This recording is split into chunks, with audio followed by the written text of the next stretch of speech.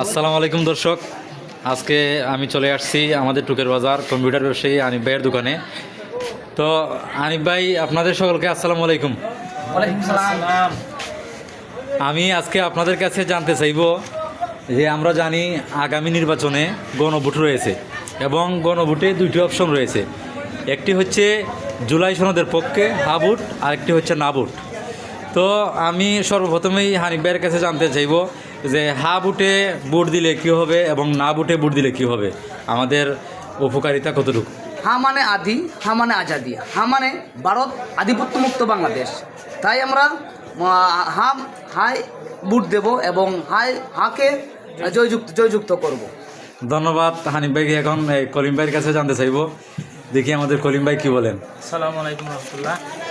হা মানে জুলাই সনদ বাস্তবায়ন, হা মানে উচ্চকক্ষে পিয়ার পদ্ধতি, হা মানে প্রধানমন্ত্রী 10 বছরের ঊর্ধ্বে নয়, হা মানে স্বৈরাচার মুক্ত বাংলাদেশ, হা মানে জাতীয় সংসদ 2 কক্ষ বিশিষ্ট, হা মানে ছাদামুক্ত বাংলাদেশ, হা মানে ভারতের আধিপত্যমুক্ত বাংলাদেশ। হার পক্ষেই আমরা জয়যুক্ত করবো ইনশাল্লাহ। হাকে সবাই সাপোর্ট করুন ইনশাল্লাহ আমরা বুঝতে পারলাম এবং তারই সাথে সাথে দেশবাসী বুঝতে পারবে ফেসবুকের মাধ্যমে হা ভোট দিলে কী হবে, না ভোট দিলে কী হবে। তো আপনি কিছু বলেন। আসলে আমরা হার পক্ষে। কেন হার পক্ষে? আমরা নিজের স্বাধীনে চলতাম চাই, অন্য স্বাধীনে চলতাম চাই না। না হইল ভারতের একটা সংস্থা, ভারতের অধীন।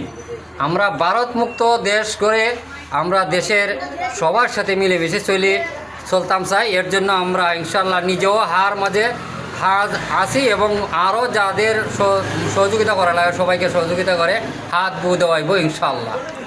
ইনশাল্লাহ। আমার নাস্তা মতো